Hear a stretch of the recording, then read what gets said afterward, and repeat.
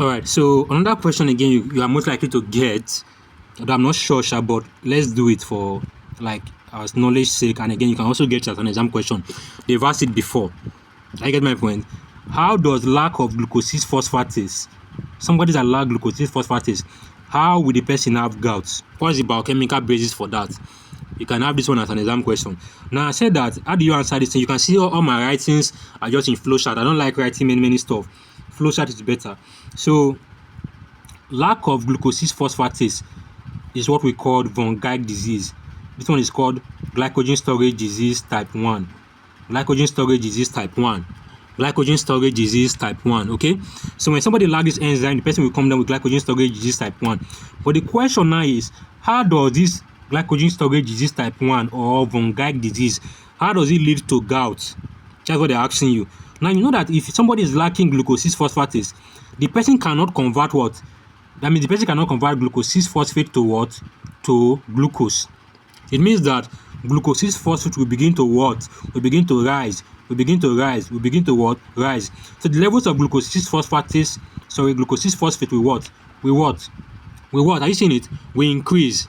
Are you seeing it? So due to the lack of glucose phosphatase, glucose phosphate, which is the substrate, will begin to what? Increase. Now, when it begins to increase, you know what will happen? The glucose phosphate will be shunted into the what? Into the pentose phosphate pathway. Pentose phosphate pathway. Pentose phosphate what? Pathway. It will be shunted into the pentose phosphate pathway. When it is shunted into this pentose phosphate pathway, we are going to have more of pentose phosphate pathway occurring. I know that one of the products of pentose phosphate pathway is what? Is what? Ribose 5-phosphate. So, when it is shunted into the pentose phosphate pathway, it is going to form what? Ribose 5-phosphate.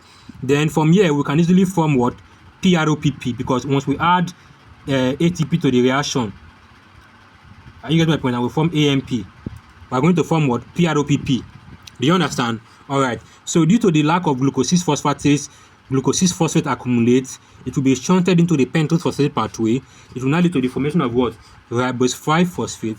This ribose 5-phosphate now will be converted ultimately to what? PROPP. I know that PROPP is a positive what? It is a positive stimulator of the rate limiting enzyme of purine biosynthesis. So PROPP, I told you guys that time that it is one of the things that stimulate purine biosynthesis. It stimulates the pathway. It stimulates the pathway. Are you getting my point? So what do you see here? I say PROPP stimulates the what? What did it stimulate? The rate limiting enzyme of what?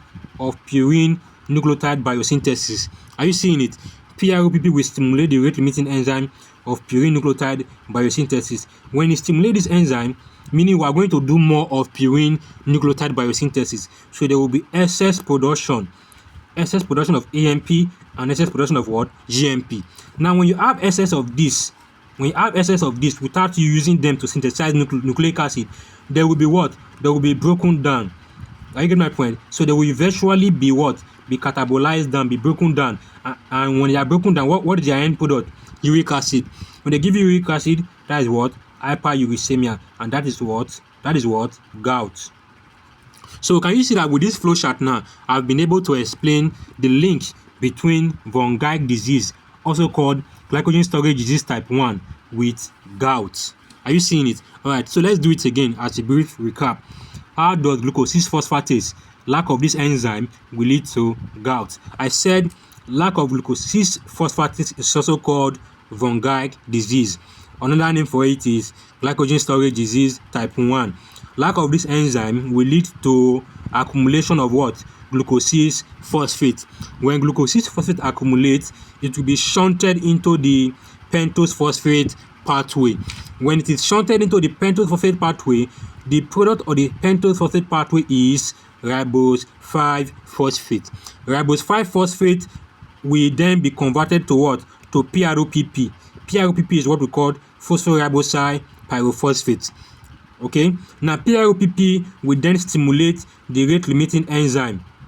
The rate limiting enzyme of the purine biosynthetic pathway, that's the novel pathway. I get my point. Then there will be excess production of what?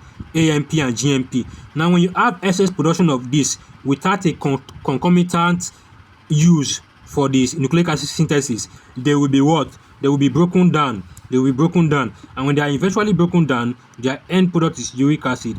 I will know that the person will not have hyperuricemia, which is we will now call gout. All right.